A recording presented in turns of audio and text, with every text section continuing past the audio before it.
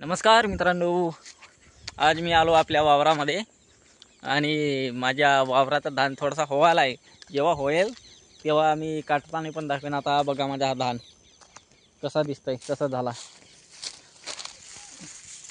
हिरवा हिरवा माझा धान, हिरवा नसे आता कापावच्या ह्यामध्ये आला आहे. बस 20 तारखेच्या बाद तुम्हाला धान मला कापताना दिसेन मी तुम्हाला. तो बी हार्वेस्टर, पाटलाची हार्वेस्टर आहे आपल्याकडे अवेलेबल. बस येथून तो तेथवरी हिरवं हिरवं माझं वावर आहे आणि येथून हे 6 बांध्यांची पट्टी आहे ती आमची आहे आणि ते माझ्या आजोबाच्या भावाची आहे आणि दुसरी पण माझ्या आजोबाच्या भावाची आहे आणि त्याच्या बादची हे असंच कंबाईन केलेलं आहे आणि सर्वात लास्टची ते आमची आहे. तर थोड्या वेळात येतं कापायला, जास्त उशीर नाही होणार. हे आमच्या महाराष्ट्रातले नाही तर हे आमच्या गोंद्यातले धुरे बघा तुम्ही, आमच्या गोंद्यातले धुरे आहेत. येथून सगळा तुरी, धान, भाजीपाला ह्या धुऱ्यांना आपण पिकवतो. आम्ही विदर्भात नाही राहत, आम्ही गोंद्यामध्ये राहतो.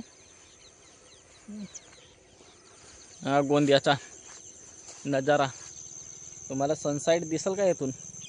हा सनसाईट आणि ह्या भोवताली बघा डोंगर आहे, जवळचा आहे, जास्त दूर नाही. जंगली प्राणी पण आहेत, वाघ, चित्तर, हरिण वरीण सगळे जण. फक्त हत्ती नाही दिसणार तुम्हाला इथे. हत्ती, मगरमच्छ पण नाही दिसणार, ते फक्त तिकडे झूमध्ये दिसणार, असं नॅचरल जंगलामध्ये तर नाही दिसणार. आणि हा नवेगाव बांधचा तळा, नवेगाव बांध तुम्ही सर्च मारा गुगलवर, तुम्हाला तिथेचा तो सुंदरसा असा नजारा दिसणार. हिलटॉप गार्डनवर जाऊन बघा, गांड्यावर म्हणत होतो, सॉरी थोडीशी गलती झाली.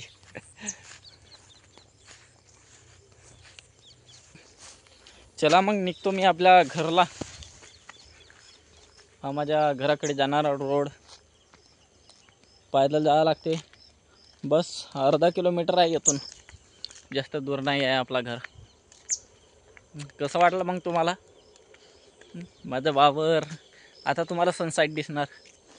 आत्ता पण झाड तो आडवे आहे, थांबा तुम्हाला माझ्या डोळ्या बघा. सूर्य दिसतंय का तुम्हाला? कुठे गेला आहे? हां बघा, तो आहे सूर्य, दिसतंय. बस कमी ब्राईटनेस कमी करावं लागते. सनसाईट. चला भेटूया, बाय. पुढच्या ब्लॉगमध्ये जेव्हा मी देवरीला जाणार तेव्हा मी तुम्हाला ब्लॉग दाखवणार. बाय.